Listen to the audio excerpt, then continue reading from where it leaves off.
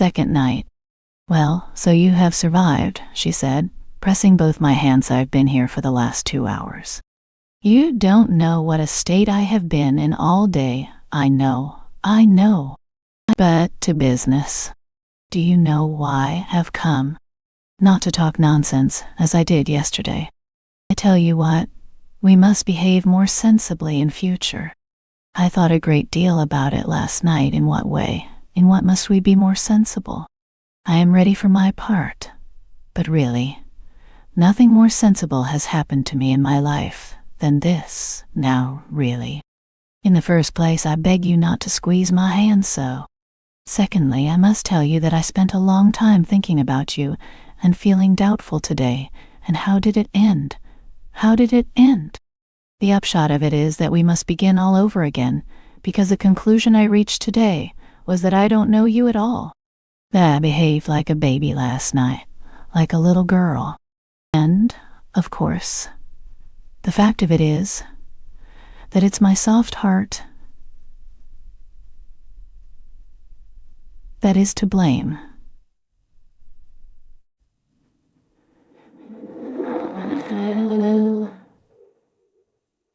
I sang my own praises, as one always does in the end when one analyses one's conduct. And therefore, to correct my mistake, I've made up my mind to find out all about you minutely. But as I have no one from whom I can find out anything, you must tell me everything fully yourself. Well, what sort of man are you?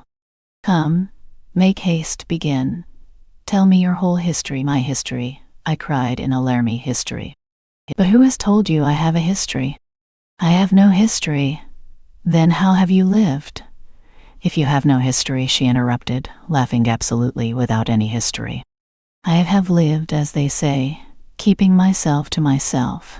That is, utterly alone. Alone, entirely alone. Do you know what it means to be alone? But how alone? Do you mean you never saw anyone? Oh, no. I see people, of course. But still, I'm alone. Why? Do you never talk to anyone, strictly speaking? With no one? Who are you, then? Explain yourself. Stay, I guess. Most likely, like me, you have a grandmother. She is blind and will never let me go anywhere, so that I have almost forgotten how to talk.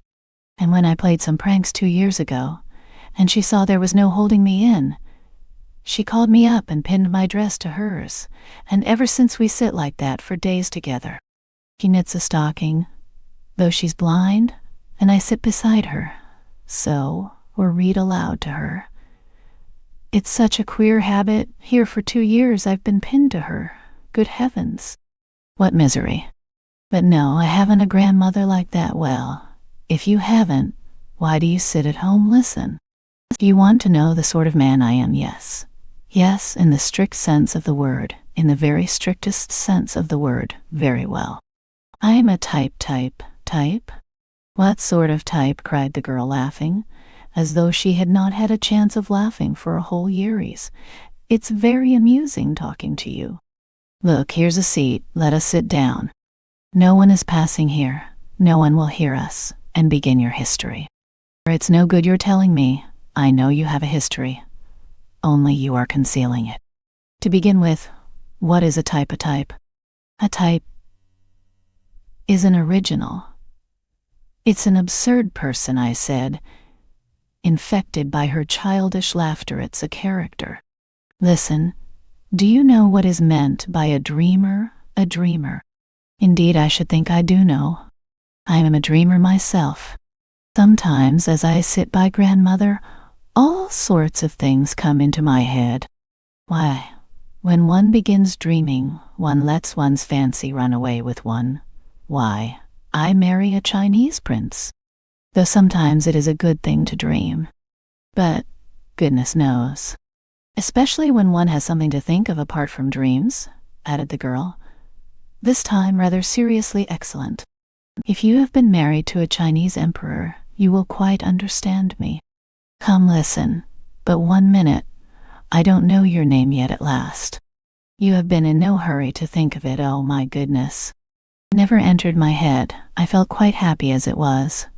My name is Nastenka, Nastenka. And nothing else, nothing else. Why is not that enough for you? You insatiable person, not enough. On the contrary, it's a great deal, a very great deal, Nastenka. You kind girl, if you are Nastenka for me from the first, quite so. Well, listen, Nastenka, now for this absurd history. I sat down beside her, assumed a pedantically serious attitude, and began as though reading from a manuscript. There are, Nastenka, though you may not know it, strange nooks in Petersburg. It seems as though the same sun as shines for all Petersburg people does not peep into those spots, but some other different new one, bespoken expressly for those nooks. And it throws a different light on everything. In these corners, dear Nastenka, quite a different life is lived, quite unlike the life that is surging round us, but such as perhaps exists in some unknown realm, not among us in our serious, over-serious time. Well, that life is a mixture of something purely fantastic, fervently ideal, with something, alas, Nastenka, dingily prosaic and ordinary, not to say incredibly vulgar. Foo. Good heavens! What a preface! What do I hear? Listen, Nastenka. It seems to me I shall never be tired of calling you Nastenka. Let me tell you that in these corners live strange people, dreamers. The dreamer, if you want an exact definition, is not a human being, but a creature of an intermediate sort. For the most part, he settles in some inaccessible corner, as though hiding from the light of day. Once he slips into his corner, he grows to it like a snail, or, anyway, he is in that respect very much like that remarkable creature, which is an animal and a house both at once, and is called a tortoise. Why do you suppose he is so fond of his four walls, which are invariably painted green, grimy, dismal, and reeking unpardonably of tobacco smoke? Why is it that when this absurd gentleman is visited by one of his few acquaintances, and he ends by getting rid of all his friends, why does this absurd person meet him with such embarrassment, changing countenance and overcome with confusion, as though he had only just committed some crime within his four walls, as though he had been forging counterfeit notes, or as though he were writing verses to be sent to a journal with an anonymous letter, in which he states that the real poet is dead, and that his friend thinks it his sacred duty to publish his things? Why, tell me, Nastenka, why is it conversation is not easy between the two friends? Why is there no laughter? Why does no lively word fly from the tongue of the perplexed newcomer, who at other times may be very fond of laughter? Lively words, conversation about the fair sex, and other cheerful subjects. And why does this friend, probably a new friend, and on his first visit, for there will hardly be a second, and the friend will never come again, why is the friend himself so confused, so tongue-tied, in spite of his wit, if he has any, as he looks at the downcast face of his host, who in his turn becomes utterly helpless and at his wit's end, after gigantic but fruitless efforts to smooth things over and enliven the conversation, to show his knowledge of polite society, to talk, too, of the fair sex, and by such humble endeavor, to please the poor man who like a fish out of water has mistakenly come to visit him.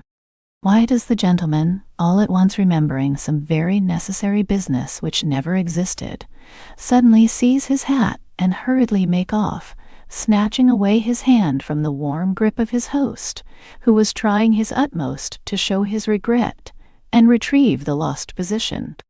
Why does the friend chuckle as he goes out of the door and swear never to come and see this queer creature again, though the queer creature is really a very good fellow?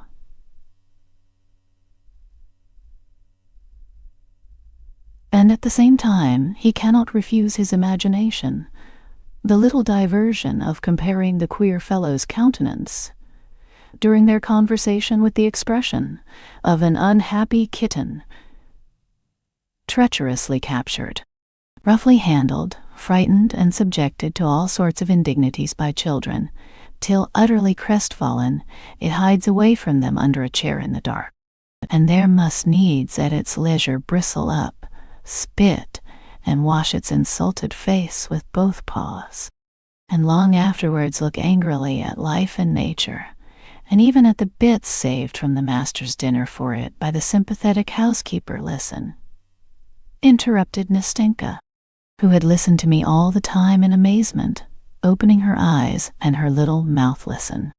I don't know in the least why it happened, and why you ask me such absurd questions. All I know is that this adventure must have happened word for word to you, doubtless, I answered, with the gravest face. Well, since there is no doubt about it, go on, said Nastenka, because I want very much to know how it will end. You want to know, Nastenka, what our hero, that is I, for the hero of the whole business was my humble self, did in his corner. You want to know why I lost my head and was upset for the whole day by the unexpected visit of a friend. You want to know why I was so startled, why I blushed when the door of my room was opened, why I was not able to entertain my visitor, and why I was crushed under the weight of my own hospitality. Why, yes, answered Nastenka. That's the point. Listen, you describe it all splendidly, but couldn't you perhaps describe it a little less splendidly? You talk as though you were reading it out of a book, Nastenka, I answered in a stern, dignified voice, hardly able to keep from laughing. Dear Nastenka, I know I describe splendidly. But, excuse me, I don't know how else to do it. At this moment, dear Nastenka, at this moment I am like the spirit of King Solomon when, after lying 1,000 years under 7 seals in his urn, those 7 seals were at last taken off. At this moment, Nastenka, when we have met at last after such a long separation, for I have known you for ages, Nastenka, because I have been looking for someone for ages, and that is a sign that it was you I was looking for, and it was ordained that we should meet now. At this moment, 1,000 valves have opened in my head, and I must let myself flow in a river of words, or I shall choke. And so I beg you not to interrupt me, Nastenka, but listen humbly and obediently, or I will be silent. No, not at all. Go on. I won't say a word, I will continue. There is, my friend Nastenka, 1 hour in my day, which I like extremely. That is the hour when almost all business, work, and duties are over, and everyone is hurrying home to dinner, to lie down, to rest, and on the way, all are cogitating on other more cheerful subjects relating to their evenings, their nights, and all the rest of their free time. At that hour, our hero, for allow me, Nastenka, to tell my story in the 3rd person, for one feels awfully ashamed to tell it in the 1st person. And so, at that hour, our hero, who had his work too, was pacing along after the others. But a strange feeling of pleasure set his pale, rather crumpled-looking face working. He looked not with indifference on the evening glow which was slowly fading on the cold Petersburg sky. When I say he looked, I am lying. He did not look at it, but saw it as it were without realizing, as though tired or preoccupied with some other more interesting subject, so that he could scarcely spare a glance for anything about him.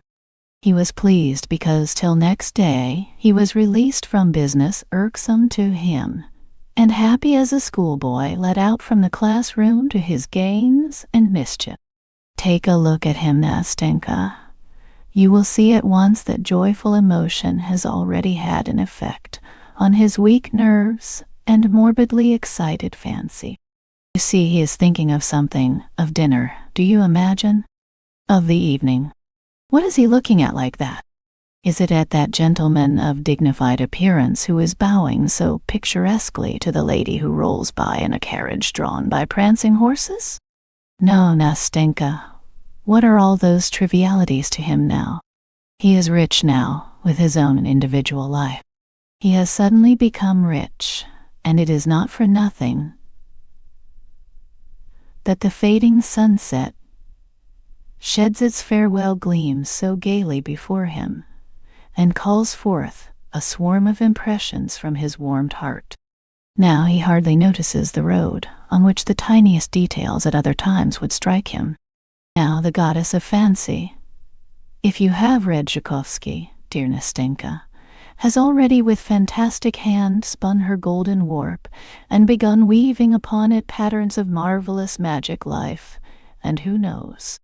Maybe her fantastic hand has borne him to the seventh crystal heaven, far from the excellent granite pavement on which he was walking his way. Try stopping him now. Ask him suddenly where he is standing now.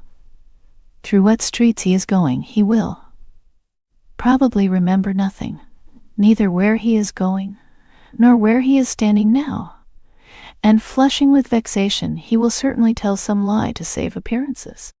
That is why he starts, almost cries out, and looks round with horror when a respectable old lady stops him politely in the middle of the pavement, and asks her way.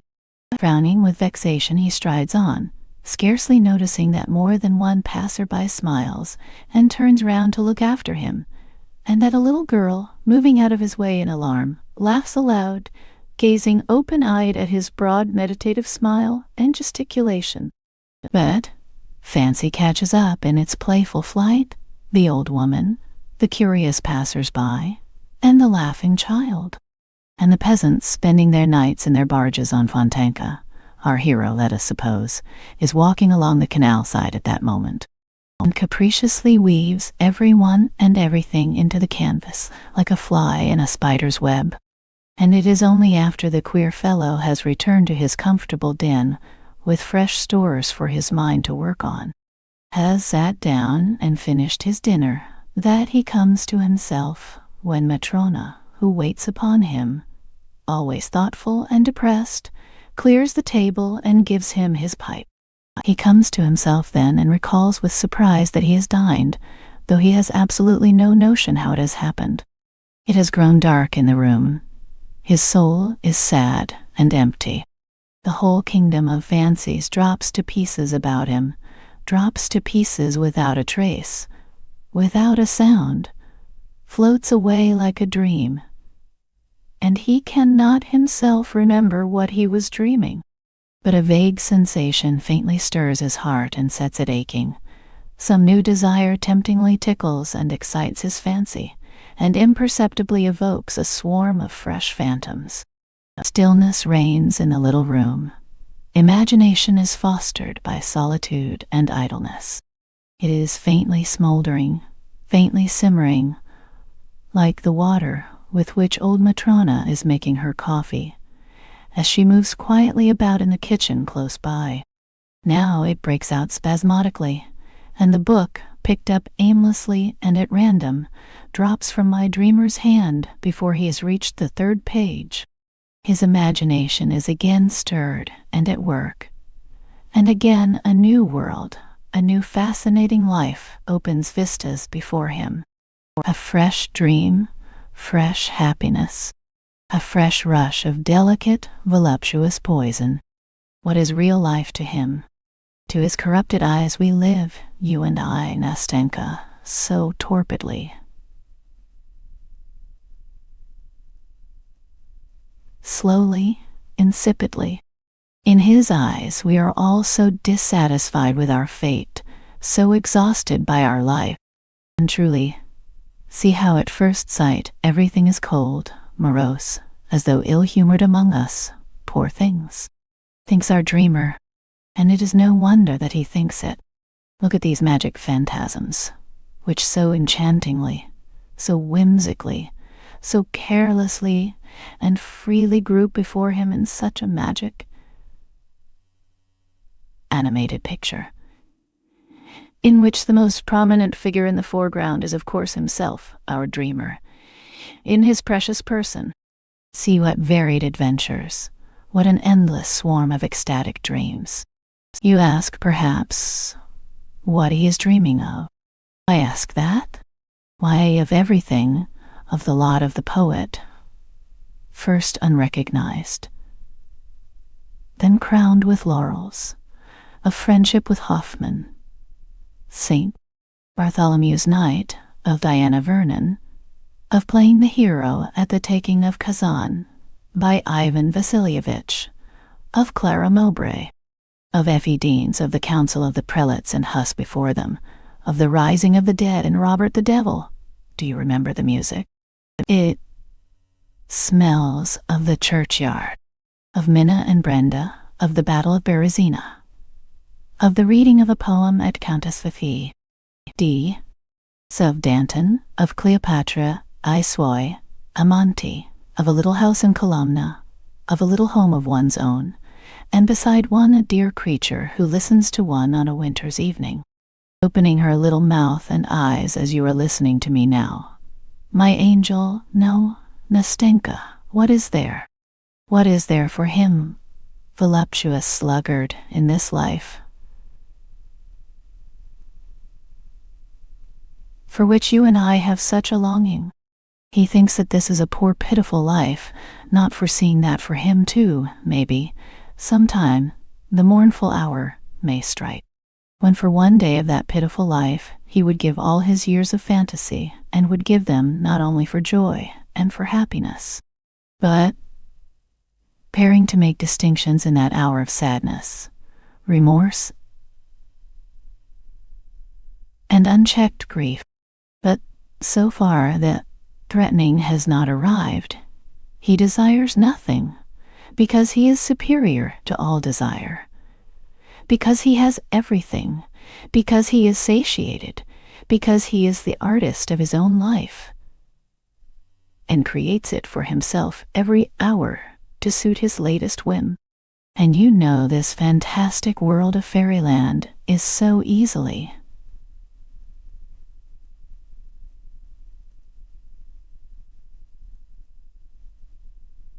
so naturally created, as though it were not a delusion.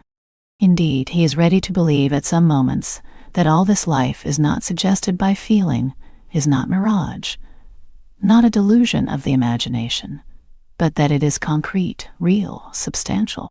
Why is it, Nastenka? Why is it at such moments one holds one's breath? Why, by what sorcery, through what incomprehensible caprice, is the pulse quickened? Does a tear start from the dreamer's eye, while his pale moist cheeks glow, while his whole being is suffused with an inexpressible sense of consolation? Why is it that whole sleepless nights pass like a flash in inexhaustible gladness and happiness, and when the dawn gleams rosy at the window and daybreak floods the gloomy room with uncertain, fantastic light, as in Petersburg, our dreamer, worn out and exhausted, flings himself on his bed and drops asleep with thrills of delight in his morbidly overwrought spirit, with a weary sweet ache in his heart? Yes, Nastenka, one deceives oneself, and unconsciously believes that real true passion is stirring one's soul. One unconsciously believes that there is something living, tangible in one's immaterial dreams. And is it delusion? Here love, for instance, is bound up with all its fathomless joy, all its torturing agonies in his bosom. Only look at him, and you will be convinced. Would you believe, looking at him, dear Nastenka, that he has never known her whom he loves in his ecstatic dreams? Can it be that he has only seen her in seductive visions, and that this passion has been nothing but a dream? Surely they must have spent years hand in hand together, alone the two of them, casting off all the world, and each uniting his or her life with the other's. Surely when the hour of parting came, she must have lain sobbing and grieving on his bosom, heedless of the tempest raging under the sullen sky, heedless of the wind which snatches and bears away the tears from her black eyelashes. Can all of that have been a dream, and that garden, dejected, forsaken, run wild with its little moss-grown paths? Solitary, gloomy, where they used to walk so happily together, where they hoped, grieved, loved each other so long and so fondly. And that queer ancestral house where she spent so many years lonely and sad with her morose old husband, always silent and splenetic, who frightened them, while timid as children they hid their love from each other. What torments they suffered, what agonies of terror, how innocent, how pure was their love, and how, I need hardly say, Nastenka, malicious people were. And good heavens, surely he met her afterwards far from their native shores, under alien skies, in the hot south, in the divinely eternal city, in the dazzling splendor of the ball to the crash of music. In a palazzo, it must be in a palazzo, drowned in a sea of lights, on the balcony, wreathed in myrtle and roses, where, recognizing him,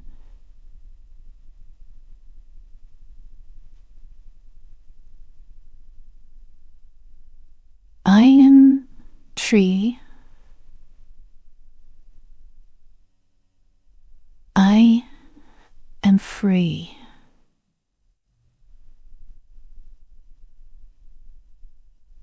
Clings her with a cry of rapture, clinging to one another.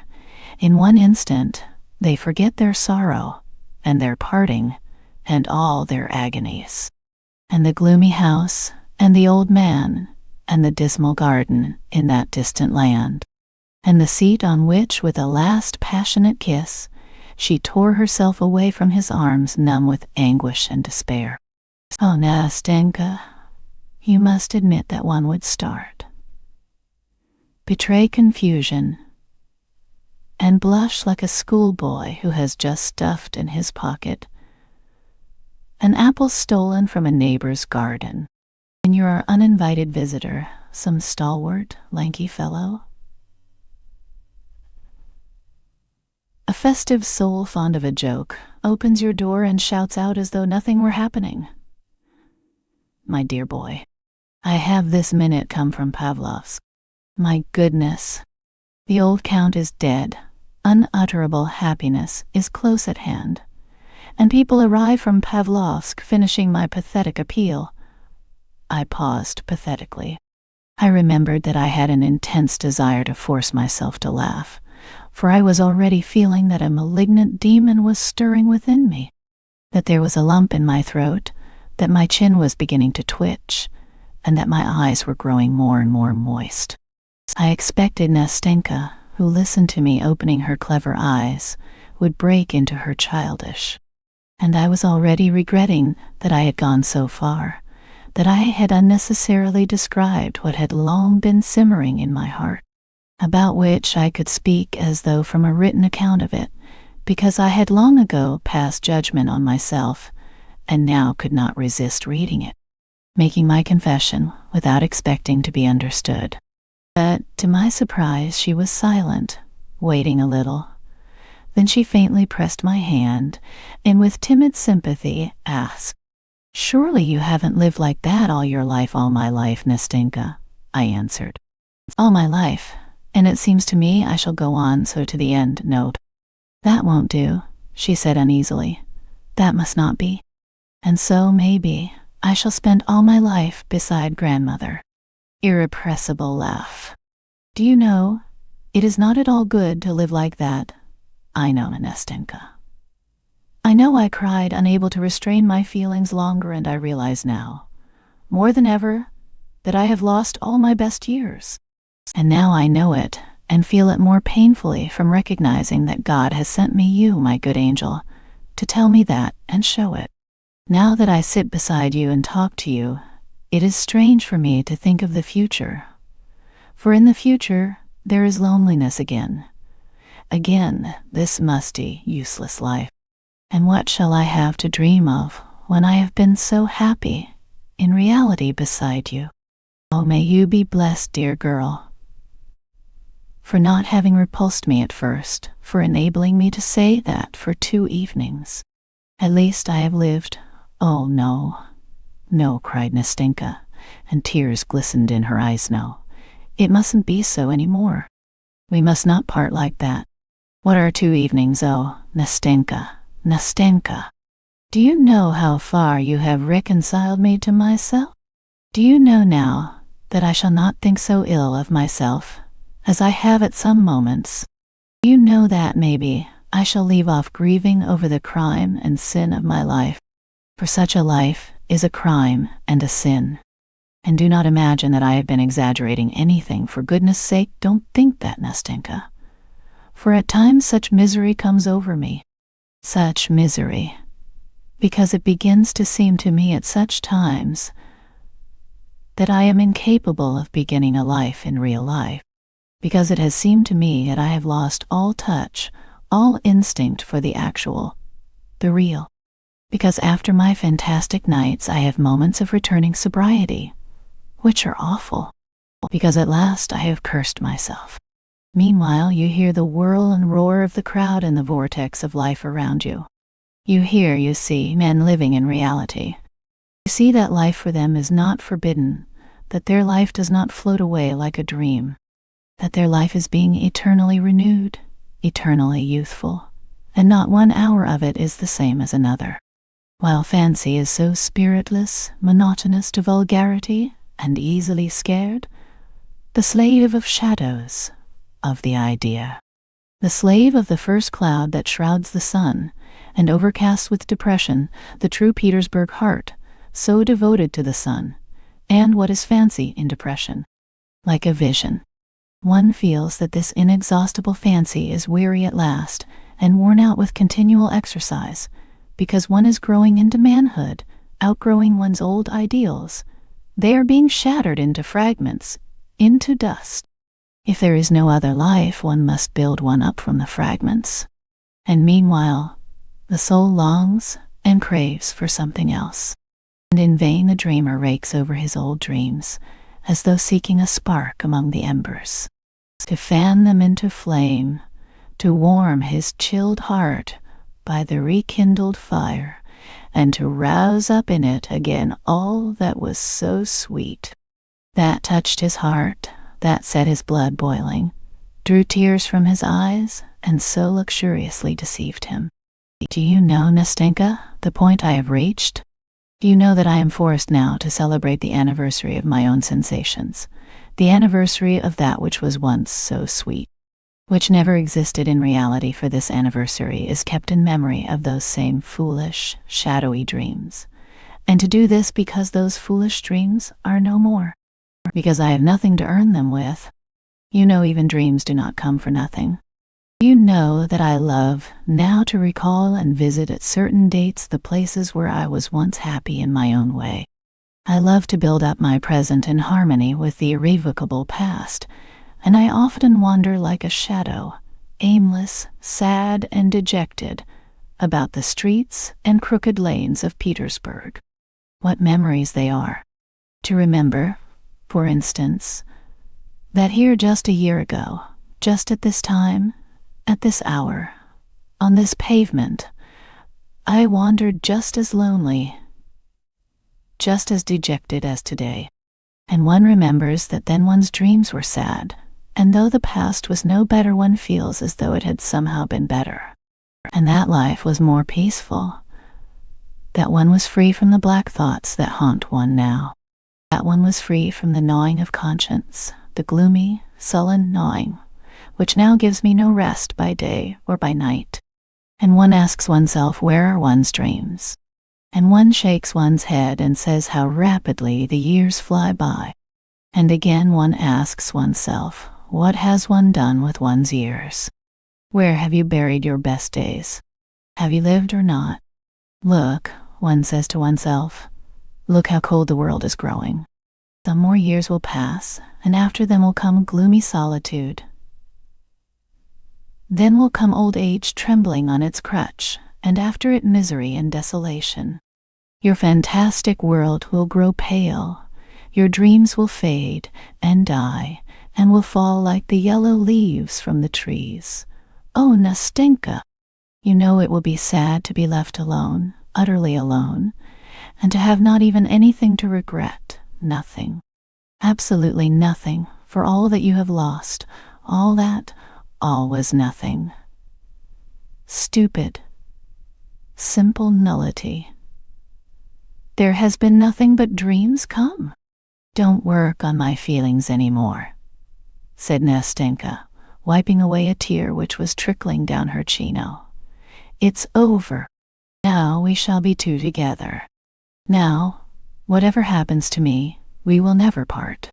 Listen, I am a simple girl. I have not had much education, though grandmother did get a teacher for me. But truly I understand you. For all that you have described, I have been through myself, when grandmother pinned me to her dress. Of course, I should not have described it so well as you have. I am not educated, she added timidly, for she was still feeling a sort of respect for my pathetic eloquence and lofty style. But I am very glad that you have been quite open with me. Now I know you thoroughly, all of you. And do you know what? I want to tell you my history too, all without concealment. And after that, you must give me advice. Will you promise to give me advice? Ah, Nastenka, I cried. Though I have never given advice, still less sensible advice. Yet I see now that if we always go on like this, that it will be very sensible, and that each of us will give the other a great deal of sensible advice. You are a very clever man. Well, my pretty Nastenka, what sort of advice do you want? Tell me frankly. At this moment I am so gay and happy, so bold and sensible, that it won't be difficult for me to find words. No, Nastenka interrupted.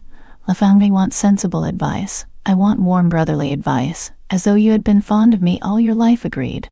And if I had been fond of you for 20 years, I couldn't have been fonder of you than I am now. Your hand, said Nastenka. Here it is, said I, giving her my hand, and so let us begin my history.